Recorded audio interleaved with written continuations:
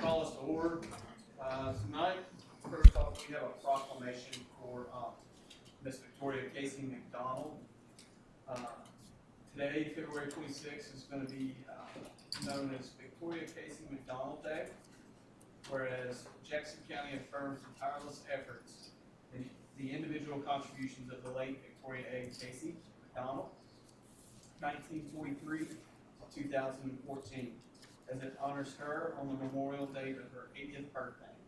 And whereas Victoria was a lifelong resident of Jackson County, born in 1943 to Eustis and DeRosa Casey in Peters Bluff, an African-American community of Cullowhee, Victoria was one of 10 siblings, including twin brother Victor Casey, and the mother of son Creighton O. Casey, daughter Faustine McDonald, and grandson Victor Crimmins. And whereas classrooms, churches, libraries, and communities throughout Western North Carolina, and several organizations, and innumerable programs, such as the annual Martin Luther King National Holiday Celebration, have all benefited enormously from Victoria's leadership and participation. And whereas she is the author of 4 published books, which document the Black experience in Appalachia, and her work in all its forms has gained recognition from Catch the Spirit of Appalachia, the Western Carolina University's Mountain Heritage Center, and the Appalachian Artist Project, just to name a few. And whereas Victoria was a devoted educator, a pioneering champion for diversity, tenacious coach, and advocate for area youth through her encouragement and efforts to create opportunities in the arts, athletics, and cultural enrichment. Whereas the North Carolina Literary Review has selected the 2022 reissue of Victoria's book, Just Over the Hill, Black Appalachians in Jackson County, Western North Carolina, to be featured as part of its archived lesson plans, making Victoria's work accessible to teachers and classrooms everywhere. Now, therefore, be it hereby proclaimed, the Jackson County Board of Commissioners does hereby proclaim February 22nd or 26th, 2023, Victoria Casey McDonald Day, as we encourage all citizens to recognize her contributions and vow to make our lives more creative and fulfilling in the service of others. Adopted the 21st day of February 2023. Today, Miss Victoria has Faustine McDonald, her daughter, here. So we'd like to recognize Victoria with Miss Faustine. We'll come out and grab a picture real quick. Mr. Chairman, Yes. do y'all want to go ahead and vote and then do this? Yes. Do we have a motion for so moved? Second. All right. All in favor? Aye. This is unanimous. Thank you, Mr.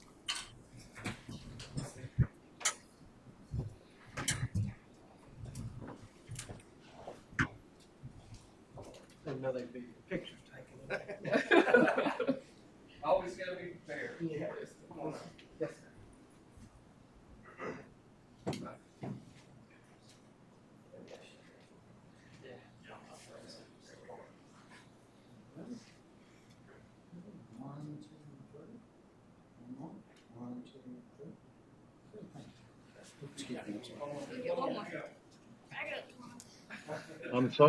I'm sorry I missed that. I scared her. Miss McDonald was a fine lady. I really liked her. Yeah, she always had something, and you always knew she was in the room. That's for sure. Thank you, guys.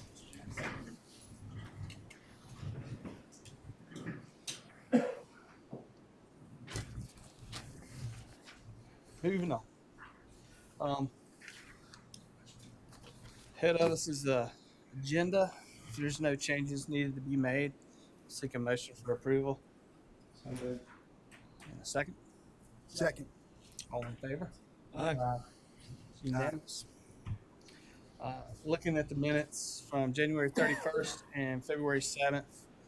First is a joint meeting we had with the Board of Education, and then a regular meeting. If there's no need for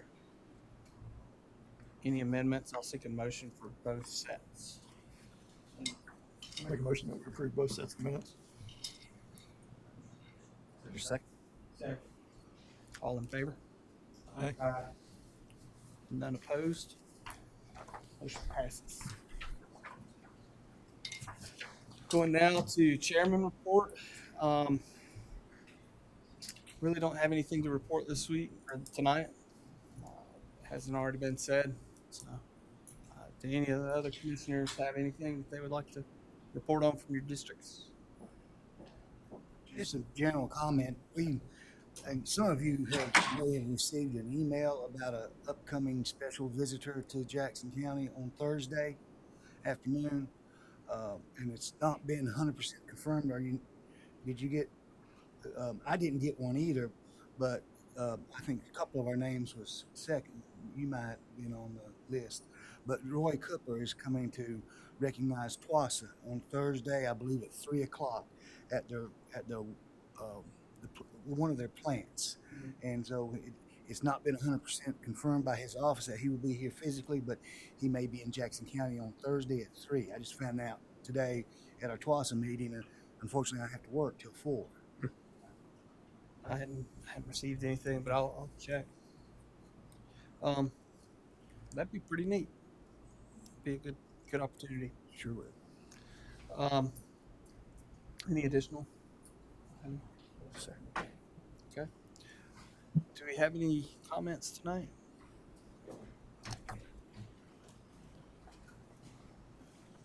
No, sir. No one signed up. We'll move on down to the consent agenda. First up is Ms. Fox with our finance report.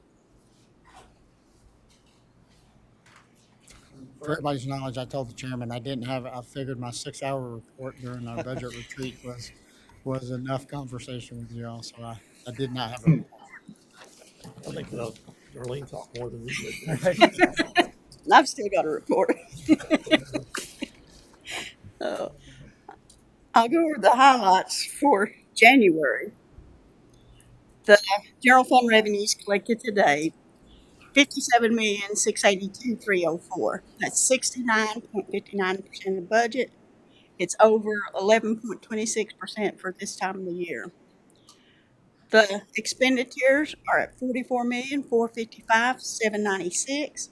That's 54.36% of budget, and they're under 3.97%. We've collected $13,226,508 more than the expenditures at this point. The ad valorem taxes collected are at 95.83% of budget at $40,664,747. Motor vehicle taxes collected is $906,447. That's 51.55% of budget. And the prior year taxes collected, $311,236. That's 44.43% of budget. We received the sales and use tax distribution for the month of January, which was October sales, and that amount was $1,841,772. That's 10.92% more than we collected in January last year. The Article 46 was $210,880, and the average increase for the fiscal year is still at 11.06%. The landfill disposal fees collected, $2,646,999. That's 91.01% of budget. And the prior year landfill is $43,629.54. 54.54% of budget. Also included with my report is Value's health report for the second quarter. They had total revenues of $400,453,974 and expenditures of $426,491,104. They had a net loss of $35,400,918. Operating cash is $198,796,510.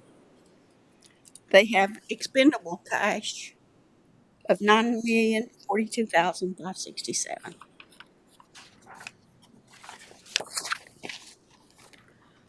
The growth revenues, they're all above where they should be at this point. You can see the planning's up 41.47% above. The code enforcement is right on target. Environmental health's up 3.27% above, and registered deeds 5.49%.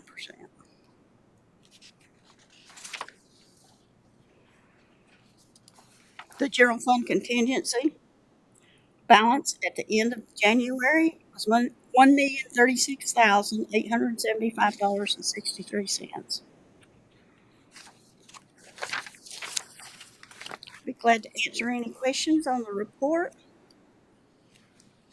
Questions from the board? I'll have a motion to approve. So moved, Mr. Chairman. Madam Clerk? Second? Second. Second. Madam Clerk? Commissioner Smith, Yes.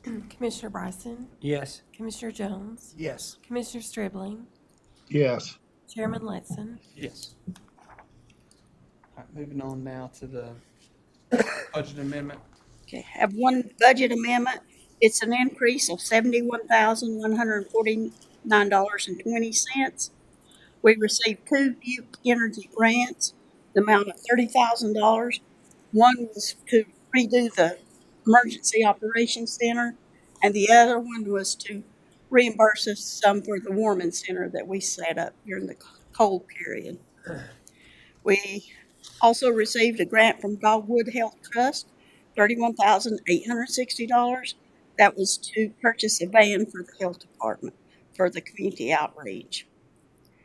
Child care subsidy of the amount of $3,926, and one insurance settlement for the sheriff's office. That's $5,363. This also moves the contingency that was set aside for the schools back to their line item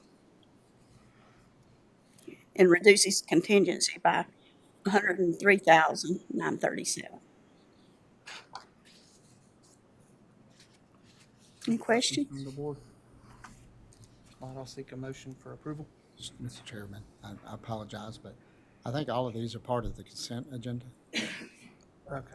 And then, so, isn't that how we, okay.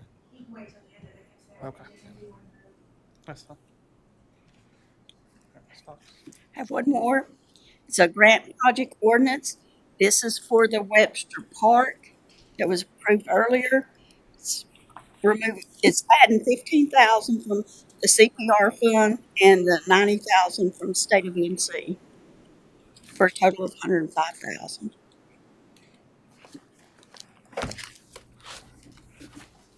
Questions?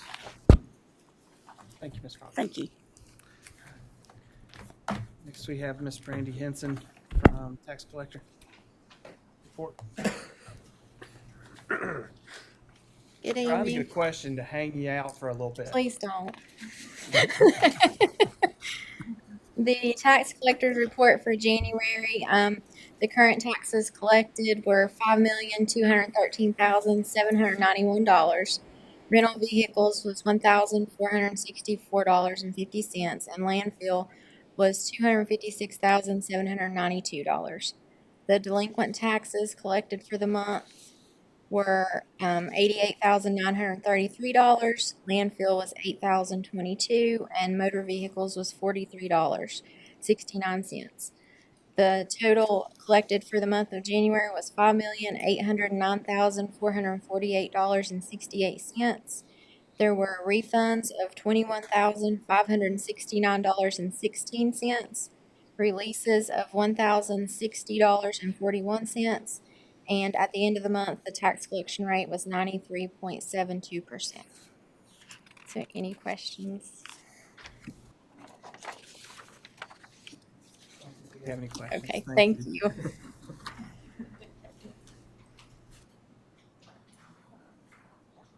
Now, I'll seek a motion to approve the 1 through 4 on the consent agenda. Make a motion that we accept the consent agenda as it's been presented. Second. Madam Clerk? Commissioner Stribling,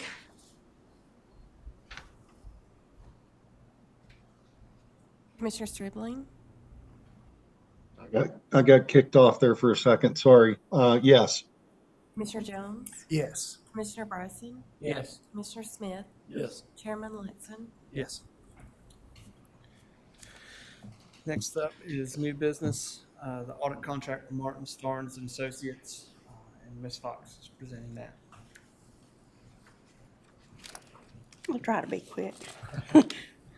This is a contract to audit the accounts at June 30th, 2023.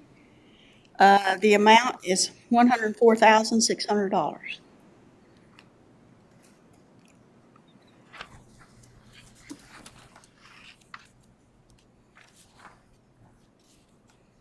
Do we have a motion to approve the contract audit?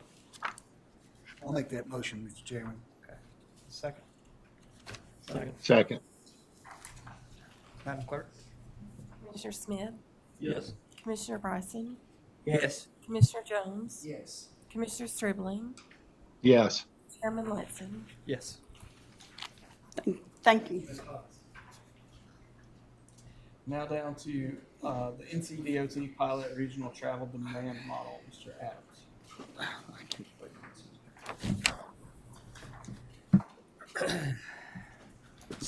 So this is a follow-up conversation than what was presented at the work session.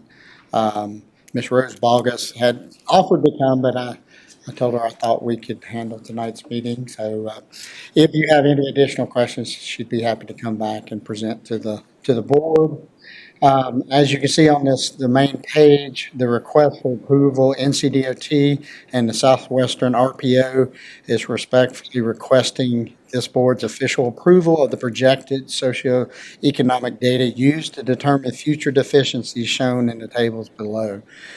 This approval will need to be documented in the minutes, in which Angie would share with them, and then following the page does provide the economic data that they're requesting this board approve. Is there a motion or any questions? Not, there's I seek a motion for approval of the pilot travel demand model. So moved. Second. Madam Clerk? Commissioner Stribling, Yes. Commissioner Jones, Yes. Commissioner Bryson, Yes. Commissioner Smith, Yes. Chairman Letson. Yes. Moving on now to the Volunteer Fire Department State Grant Match Program.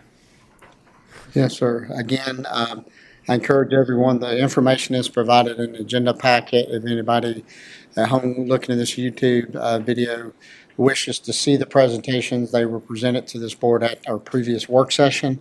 And what you do have is you do have the request from the Balsam Volunteer Fire Department, basically Quala Volunteer Fire Department, Canada Volunteer Fire Department, Savannah Volunteer Fire Department. Just a reminder, this is a request before the board for the board to provide the matching funds to a state grant opportunity.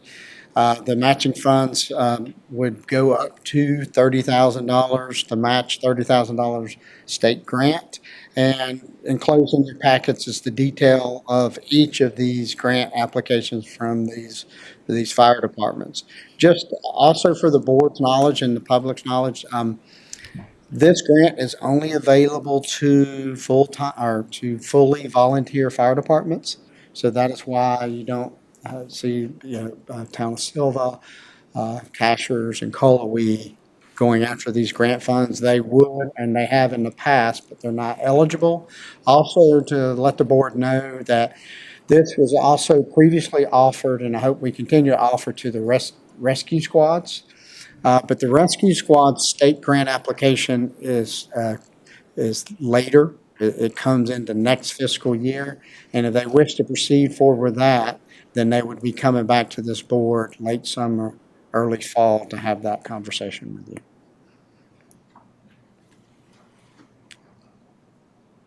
Any questions regarding the state grant match program?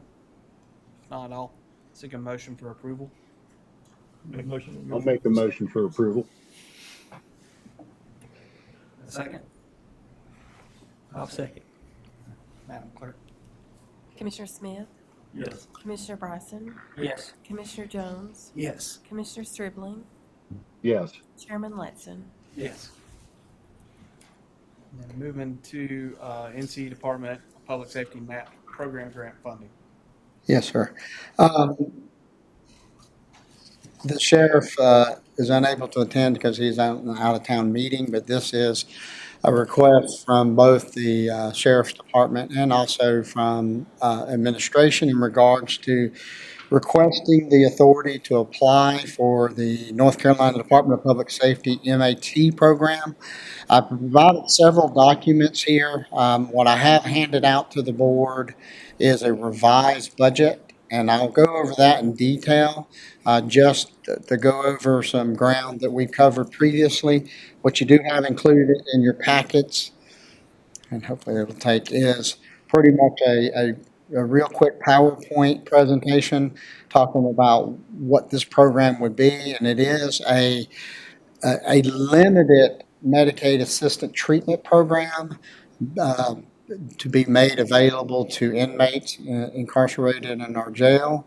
And I say limited, even though this says MAT, because this is limited to a particular drug, Vivitrol. So this isn't a full-blown MAT program. It's limited to a particular drug. And as you can see, it does provide some information about what a MAT program is.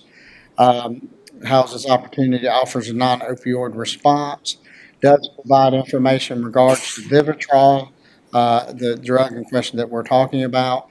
Also provides a little bit of information about the criminal justice system. And then here it gets a little bit, this is the second round of MAT funding coming from the North Carolina Department of Public Safety. What is available is to be applied for is $1,481,364. What this program does is, I'm going to go ahead and leave this programming. What this program does is provide funding for the sheriff to offer this treatment in the jail setting, but it also requires follow-up treatment once the incarcerated person is released. So it's just easier for me to explain the proposed budget and how this would operate. Ultimately, you can see in the proposed budget, it would employ an employee for the sheriff that works in the jail setting. What was not clear at our last meeting that's been made a little clearer to me now, this is a 3-year grant. This grant can be expended over a 3-year period. So what is being requested is for an additional employee be added to the sheriff's office.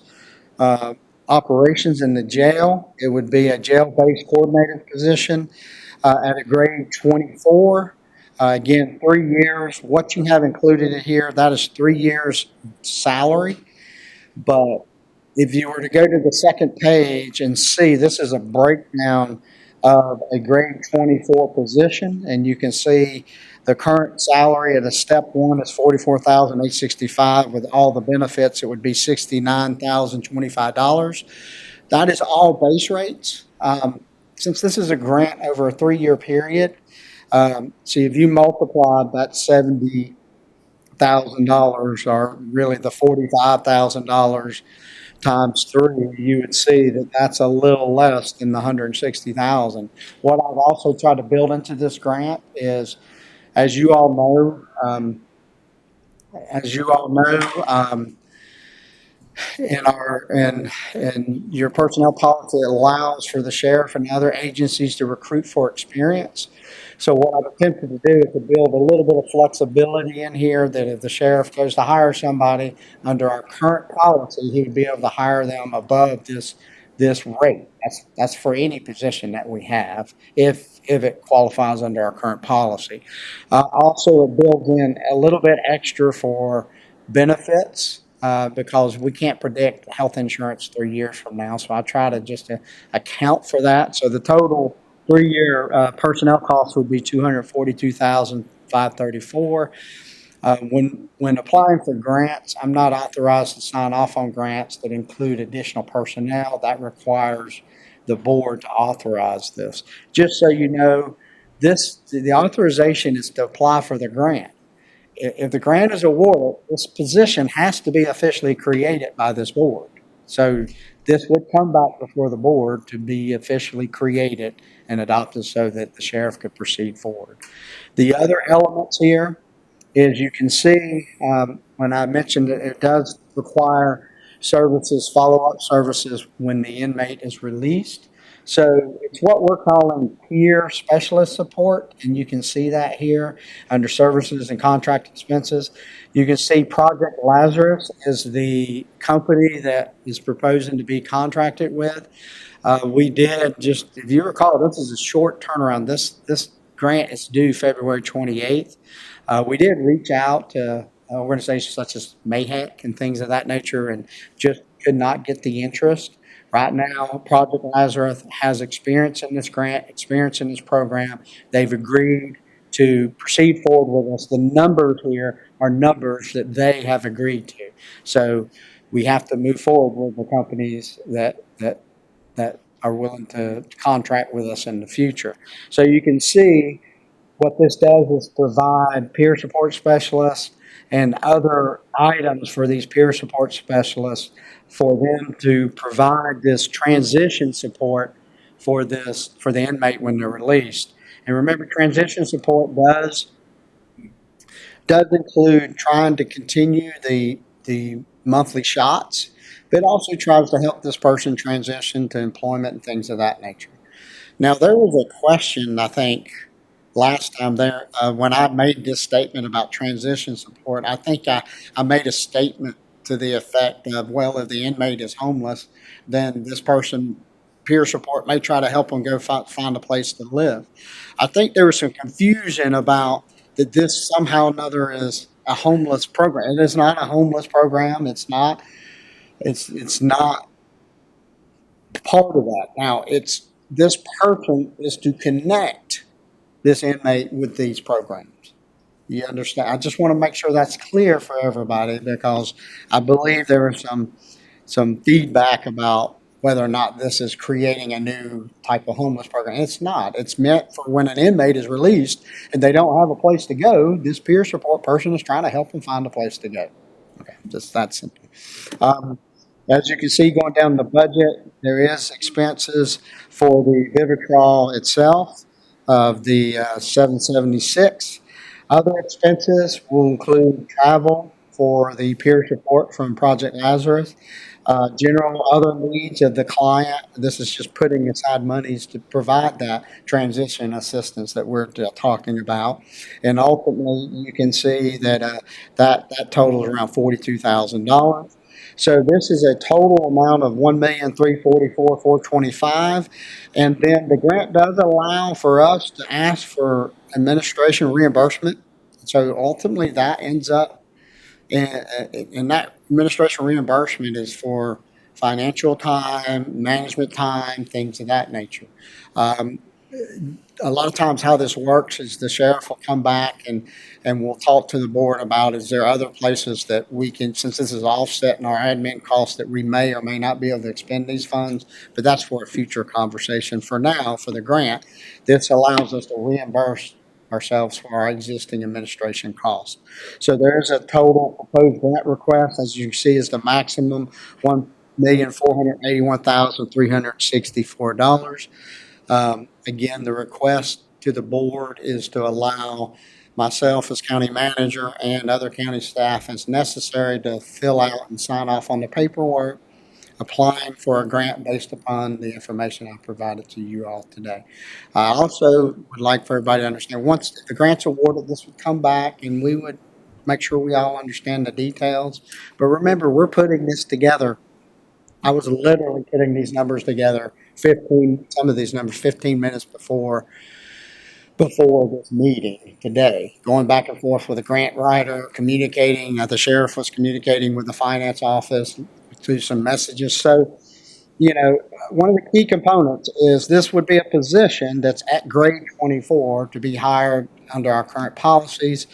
We could come back and come to the conclusion that we may need more money in Vivitrol and or some of this money may move a little around to the services, but there shouldn't be any major changes. I just I hope y'all understand that I need a little flexibility in the next week or two when we're finalizing these things that to be able to sign off on that. Main reason I'm here is I cannot apply for grants like this that include personnel. And so, from a detail standpoint, the personnel would be based upon this information. When we met for a work session, I think it's in the packet. Our initial assumption was that the cost of the grant was going to be, or the grant award would be 1.498, and now it's 1.481. Yes, sir. Did that come off of like administration fees, even though we went up in salary costs? Is that where you? I was trying to find Yeah, it's a where the savings were in 16 million. I can go back. We can add it back in. That must have been because this a typo when it's first presented to you because this is the amount available. Okay. That is what can be applied for. It's the 1,481,364. So when you look at the budget, 1,481,364, that is the maximum that can be. Yeah, yes, sir. Additional questions from the board?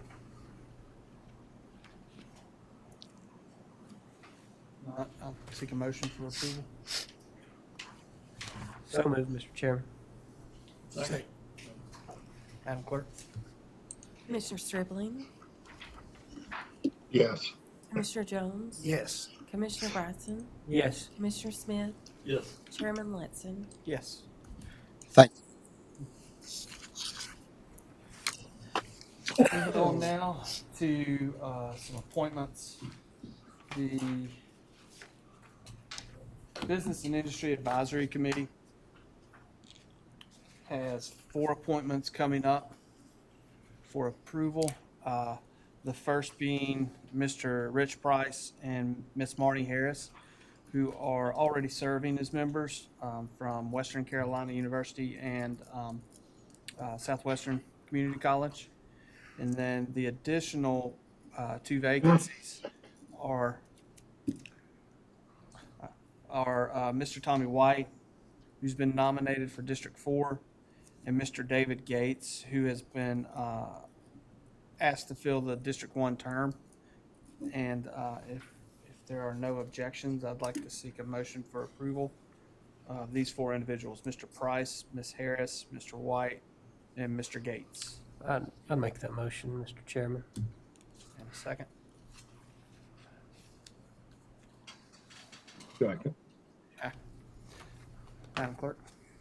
Commissioner Smith, Yes. Commissioner Bryson, Yes. Commissioner Jones, Yes. Commissioner Stribling, Commissioner Stribling,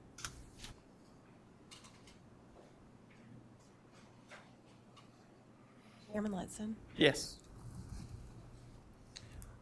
With no need for a closed session today, quick reminder. Yes, I'm sorry. I got kicked off again. Yes. We have our regular meeting on March 7th, work session March 14th, and regular meeting on March 21st coming up. So, with no further business, I'll seek a motion for adjournment. Make a motion to adjourn. Second. Second. All in favor? Aye. Aye. None opposed? Thank you.